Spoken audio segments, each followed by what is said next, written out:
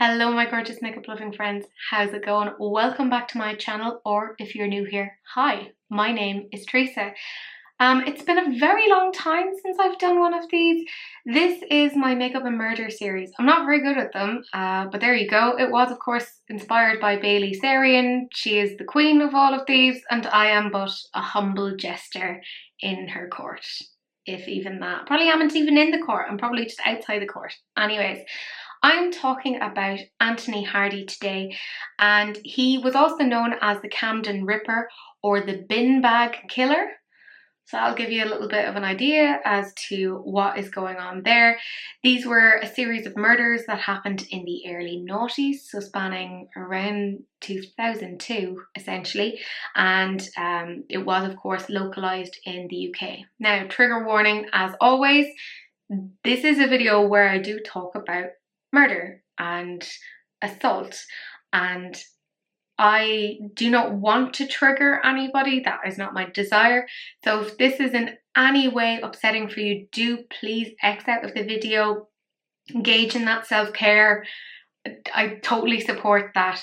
I do not like to go into any sort of major details on these cases in terms of the gore aspect, because I don't think it's just not my thing. It kind of gives me the ick, and I mean there are a lot of people here who are still alive that found the victims as part of their families, and I don't want to talk about it in that respect. I more want to talk about it in terms of maybe psychological variables and you know, the lead up and how he was found.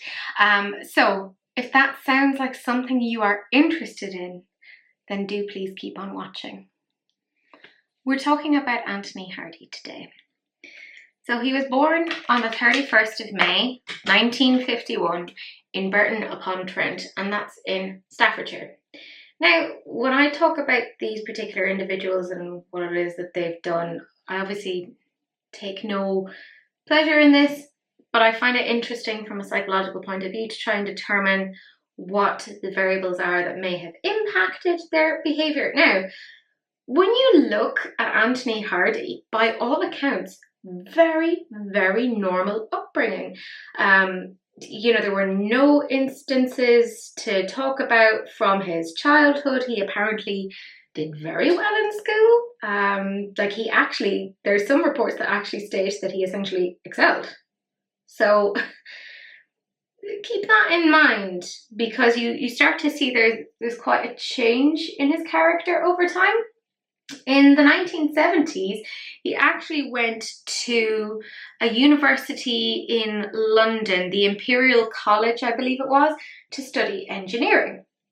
And he did really, really well there. And it was during that time that he actually met Judith Dwight, who later became his wife. And he actually ended up, not being headhunted, but like he fell into almost a managerial role pretty soon after that. So, like I said, I mean, nothing major in his early years that kind of points to anything really lascivious or sinister that's about to happen. But I think what I do find interesting is you almost see this shift when he moves to Tasmania, because it was from Tasmania onwards that we start to see actually there's some pretty problematic behaviour from this particular individual. So he got married to Judith Dwight and they had 2 boys and 2 girls. And you think to yourself, oh my gosh, idyllic, you know, picket fence, all that sort of thing. Now, it said that Anthony Hardy struggled a lot with mental health issues. Now, let me be super, super clear. This in no way excuses his actions, like at all. There's plenty of people with mental health issues and they don't do what he did. But it seems that from kind of the late 70s, early 80s, his mental health really started to quite badly to decline. And from there we start to see some pretty terrifying instances where his character almost entirely changes. And I sometimes think to myself, this is quite unusual that the character has changed. Yes, I know he Later got diagnosed, by the way, with bipolar disorder. But for it to change so drastically, I do wonder if there was some sort of a traumatic brain injury, like some sort of a stroke that impacted a part of the brain. This is just me, theorizing, because you'll see what I mean. This upstanding member, he was excelling, he was doing super well, almost being headhunted into a job, did an engineering degree. And then in 1982, he tried to bludgeon his wife with a water bottle. And then, as if that's not horrific enough, he tried to drown her in the bathtub. Now, Judith, for whatever reason, I assume because they had the 4 kids together, she didn't press charges and nothing more was kind of done about that. And he went and kind of checked himself into some like outpatient stuff. I believe it was in Queensland at the time. And anyways, their marriage continued to kind of fall apart. And ultimately in 1986, they actually divorced, and he had to head back to the UK because obviously he was starting to make a bit of a name for himself in terms of being aggressive, being violent, being quite erratic in terms of his behaviour. So he went back to the UK. Judith actually went back as well because, again, she was from the UK, so she obviously wanted to bring the kids back to be with family. And I mean, I think as well she just didn't maybe want to cut off ties altogether with him just for the kids' sake. I'm assuming that's what was going on, because she did have full custody essentially of the kids. So that in itself is quite interesting. But when they got back, he actually started to stalk her, which, scary, to the point that she actually had to get a restraining order. So you can only imagine how serious it was when she was actually having to say, okay, I need to get a restraining order against the father of my kids. Like, she must have been absolutely terrified, and with good reason, considering his past behavior to her. Like, she wasn't wrong. So she put this restraining order in place, and of course he violated it. And once he kind of violated those terms, he was actually put into jail. Now, it seems she kind of fell a little bit off the grid. I presume she probably tried to keep the kids away, maybe like take care of herself. Whatever the reason, good on her for kind of putting that distance in to try and take care of herself. Because we later know he got worse, clearly, if you're looking at the title of the video. So from 1986 he had divorced, and you could really see quite a change in terms of his behaviour. So he was essentially homeless in the 90s. He took a lot to alcohol and drugs, and there's a lot of people that theorise that essentially that might have been part of what really brought about a lot of his issues in a way. Of course, we can't blame drugs and alcohol for bad behaviour, but you'll soon see actually that was something Anthony quite liked to do. And he continued with kind of the drugs and the alcohol, and he was kind of staying in different hostels and kind of essentially being a vagrant. And it was in 1998, you see, he had started to frequent sex workers, and apparently they would state that his tastes were very aggressive, very violent. Are we that surprised based upon what we've heard so far? And a sex worker in 1998 filed claims against him, saying that he had raped her. Now, eventually this was thrown out due to lack of evidence. But we kind of know, unfortunately, a lot of these cases are kind of stacked against sex workers, unfortunately. But we could see he was already starting to escalate in terms of his behaviour. And again, he was kind of going in and out and getting like lots of different medications. Apparently he was going to like different like psychiatrists and kind of getting different prescriptions of different things. So he was doing a lot of self-medicating. Like it's pretty scary stuff, really. And you kind of think, oh well, surely that's not as bad as it gets, right? You think up until then it had kind of been relatively innocuous. Well, I can't really call like assault of others innocuous, but nothing to kind of go, ah yes, here is a truly horrifying individual. This is where it gets really weird, okay? So in, I want to say, January 2002, one of his neighbours called the police because there was pretty vile graffiti put on their door and acid was actually put in through the letterbox. Weird, like really weird. Like, who does that, okay?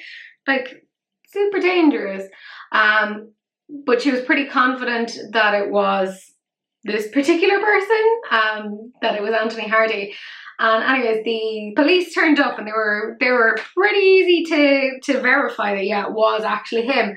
And the way that they could do it was they saw like a set of footprints kind of going from the flat back to his place, right? So they went to his apartment, they knocked on the door, they were pretty sure there was somebody inside, but he didn't answer, right?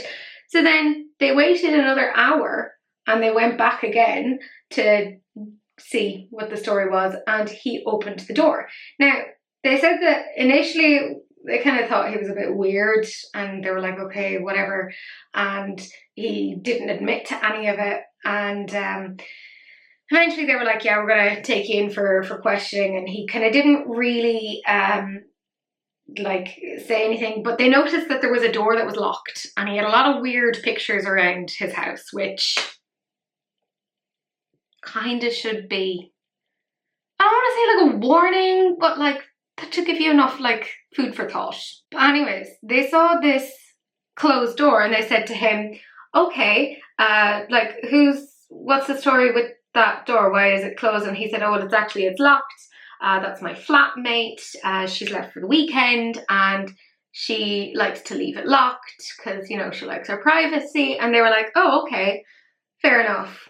And they didn't really think any more of that because, well, nothing suggested that they should think any more of that. So nothing kind of seemed that out of the ordinary. But anyways, the police kind of said, okay, let's wrap this up. We're going to bring you down to the station.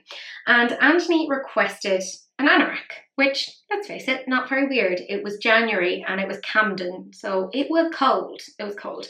Now, the police have a procedure, obviously, for their own safety, and what they do is they check the coat to see if there's like anything that, you know, could be used on them, like any sort of knives, etc. So there wasn't really much in the anorak except for a key.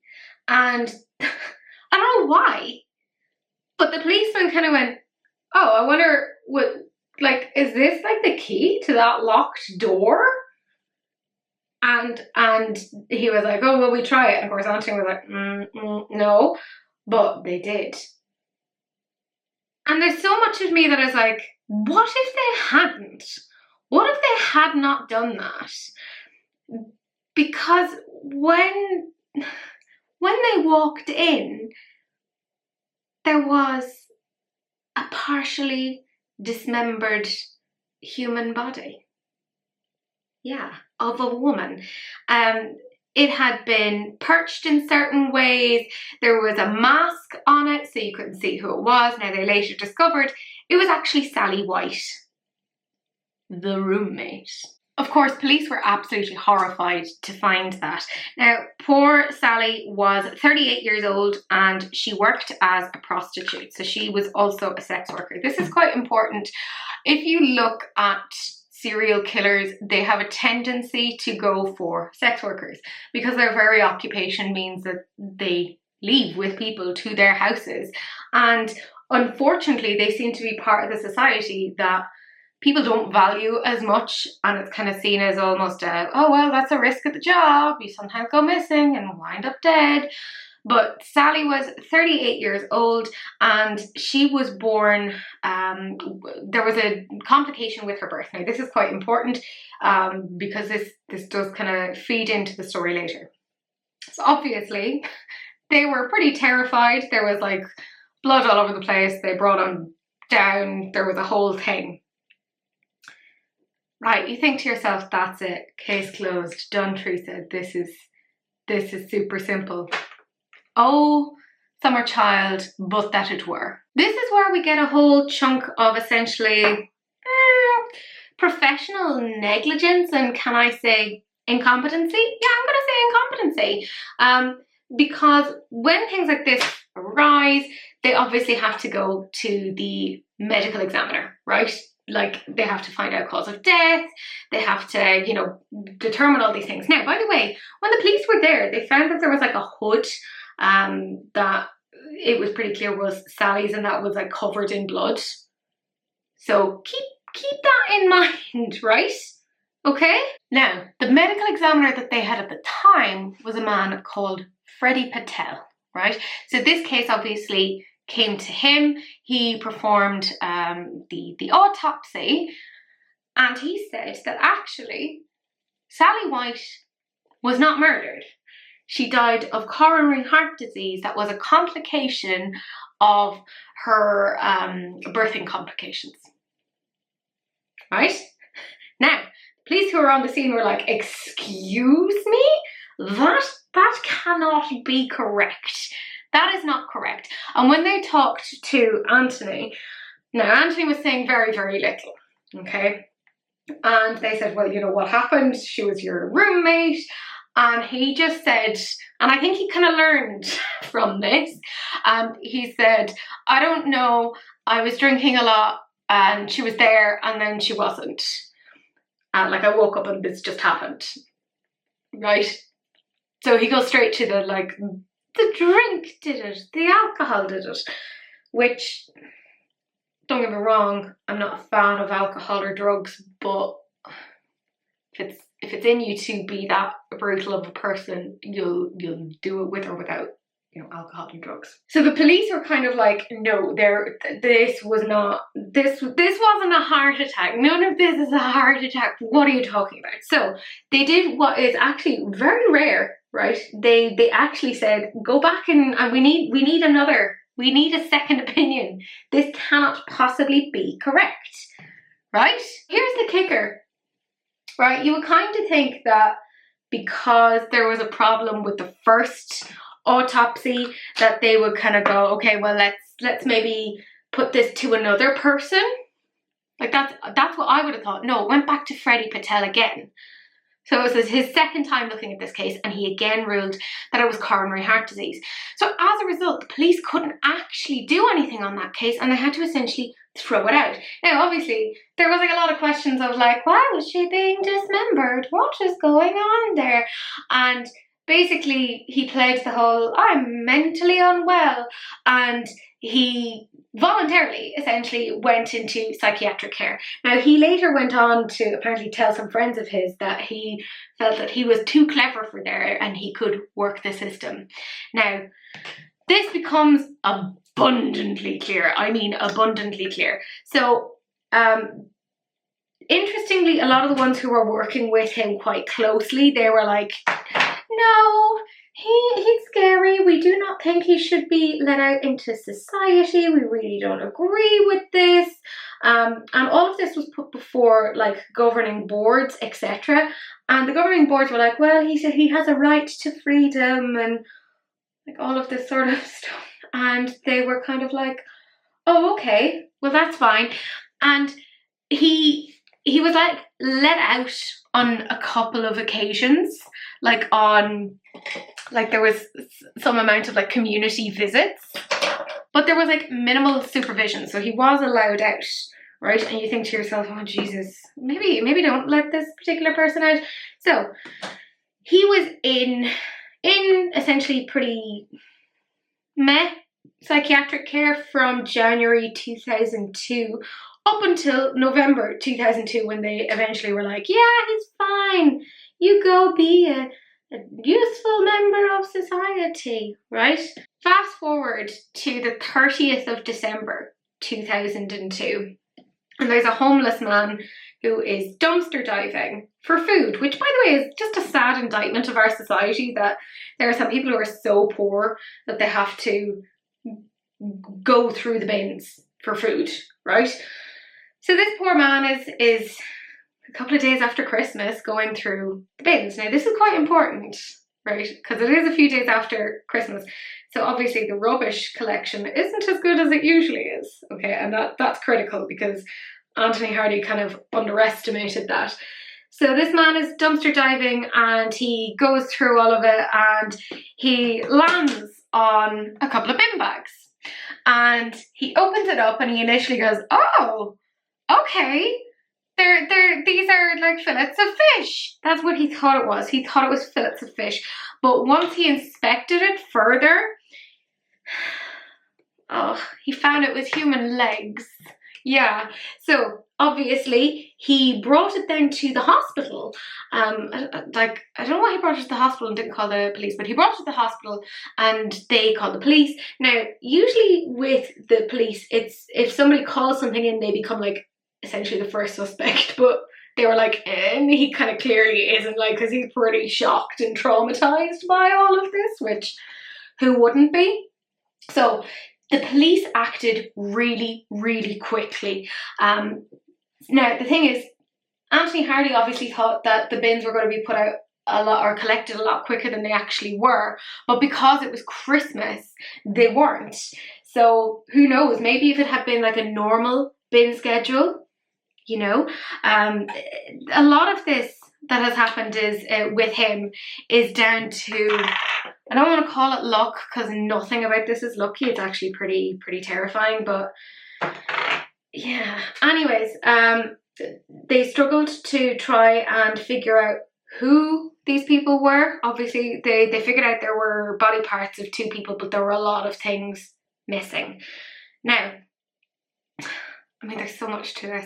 So they had cordoned it off. They acted so quickly. Like, well done to the police. Like, I think it's one of those occasions that you're like, they were clearly doing everything that they possibly could. They were just put into a really unfortunate circumstance.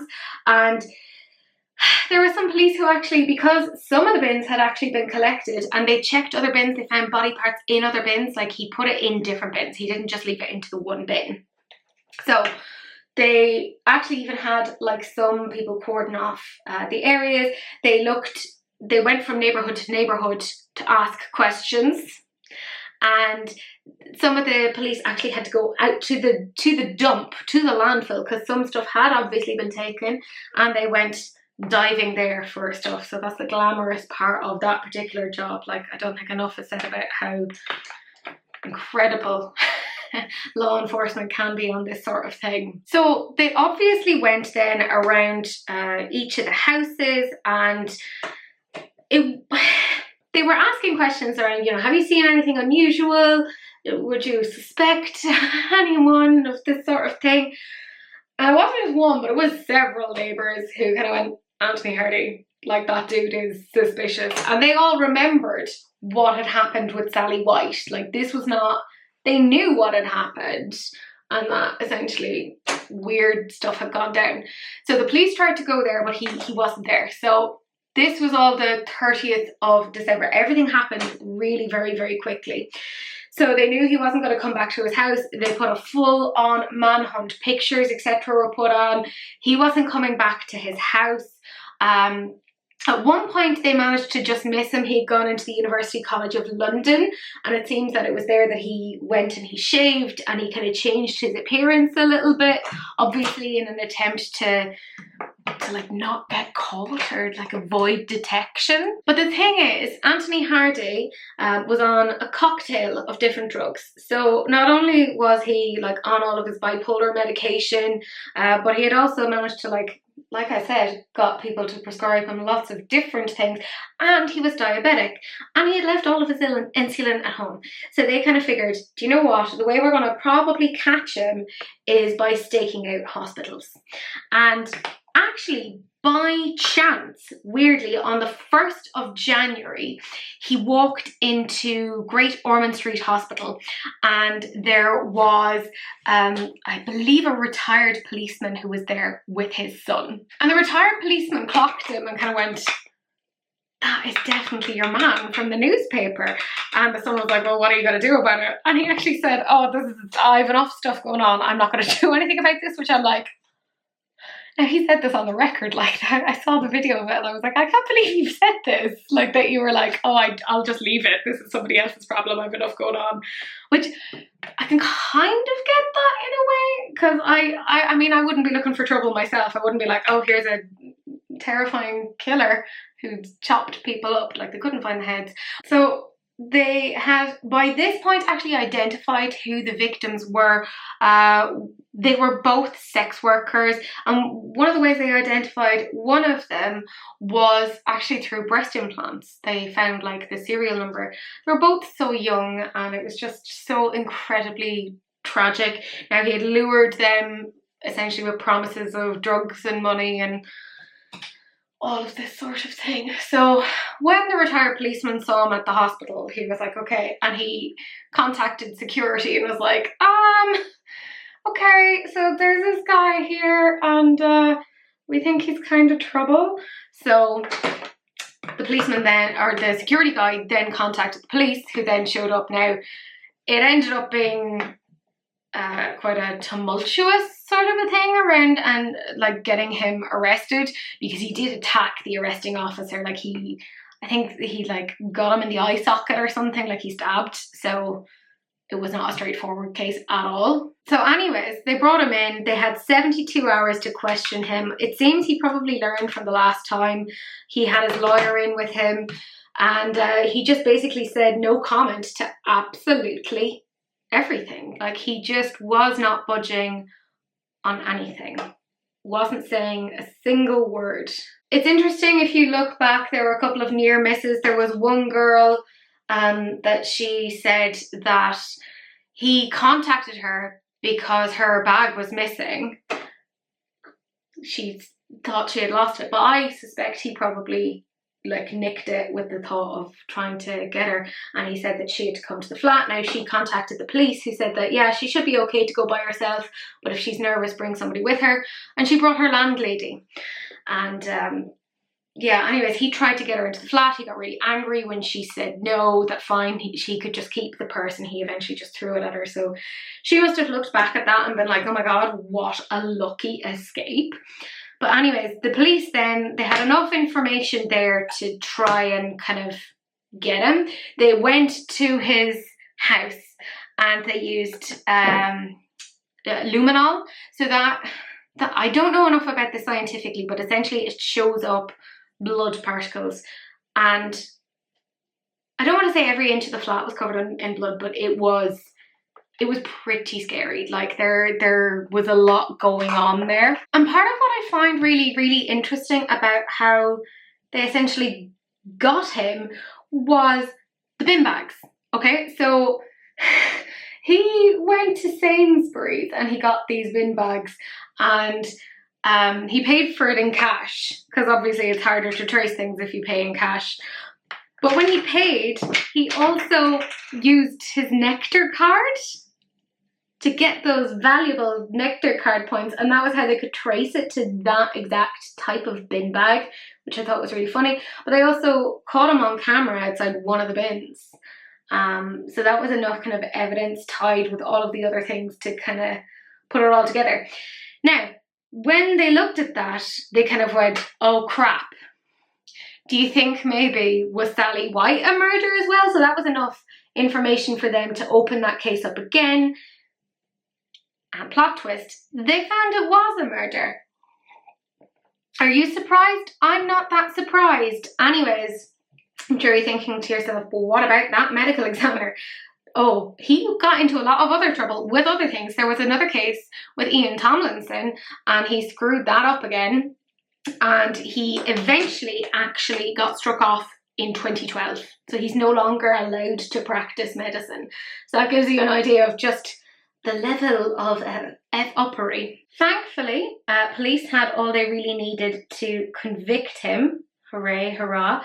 And they were able to convict him, and in, I believe it was 2012, it went to the High Court, and the judge at the time, Mr. Justice Keith, I think it was, said something along the lines of, it's one of those rare cases where life really should mean life, because he was quite cunning in ways. Like, he thought he was really smart and that he could outrun people, and in a lot of ways he had, but it's just the system was kind of broken, and he had managed to abuse that to some extent. Now, on the record we have that he killed 3, but there are some people that think he killed a lot more than that, which, can I be real? I wouldn't be surprised if he did. It's not like he was a stand-up guy. In 2000, there was a body that was found in, well, not a body, but parts of a body that was found in the canal, and it was a sex worker by the name of Zoe Louise Parker. And the same sort of MO, and her killer has never been found. Weirdly, I think a couple of months later then there was another body found, but it was of, I want to say Paula Fields, and they thought it was her boyfriend initially because he had a history of violence, but it wasn't actually him. It turned out to be a totally unrelated serial killer. So, like, there were 2 people operating in the same area with the same MO, which is not at all terrifying. So, I think we can all say that was a pretty odd story when it comes to the man known as the Camden Ripper. I think what's particularly tragic about this particular story is those 2, I mean, there were so many instances where things didn't have to happen. I mean, none of this should have happened, but when the police found Sally White's body, the coroner should have caught that it was murder. Like, Freddie Patel was obviously not good at his job. He got struck off. And unfortunately, the psychiatric board didn't notice that he was an issue. They just signed off on it, even though there were papers coming from the people working with him one-to-one that were like, no, I don't think this is a good idea. I mean, to the point that when he was outside, nobody would meet him in his house. They would meet in cafes. If that doesn't tell you that he was a creepy individual that people were frightened of, I don't really know what is. His neighbours pointed to him and said, that's the guy that we think might be responsible for this. I mean, it's a pretty scary case. Now, he did die in November 2020, I believe it was November 26th, of sepsis in prison. So that is the end of his story. I think there's so much sadness in this, obviously, with all of the families that were involved. I mean, there was one girl, Valad was her surname, and like her parents had split up, and you know, she was like their only kid together, and it's like he targeted vulnerable people. It's just incredibly sad, and I feel bad for his family as well, because obviously they would have had to have gone through all of this as well and have their name associated with that. It's just incredibly sad. But I mean, that's it. There's all that's to be said on it. There's so much speculation about him potentially being involved in other murders. But the problem is, he's dead now, so we'll never really know what the story is. What other things was he potentially responsible for? We don't know, unfortunately. But that's it. That's the whole video. Do please like, comment and subscribe. Tell me if there's anybody else that you want me to look into, because this was a suggested video by somebody. I believe it was Sarah L, which, thank you, much appreciate. This takes me a while to kind of do research on, but I do find it quite interesting. This is one of those really interesting cases that it's so unclear what happened. He had a totally normal upbringing, treated really, really well, and it was almost like in his 20s that something snapped. Now, some people will say it was a psychological disorder. I personally would disagree. I think there was a lot of other things. I think there might have been a traumatic brain injury. That's just me speculating. We won't know unless we got our hands on, but that's too late. Anyways, and that's all very, very morbid, and I don't want to go there with that. Do please click that notification bell so you can see more videos. Do please like, comment and subscribe, and share, because sharing is caring, unless of course it's an STD, in which case, you know, wrap it up. That'll be gross. Well, that's it. That's the end of the video, and I will see you guys in the next one. Bye.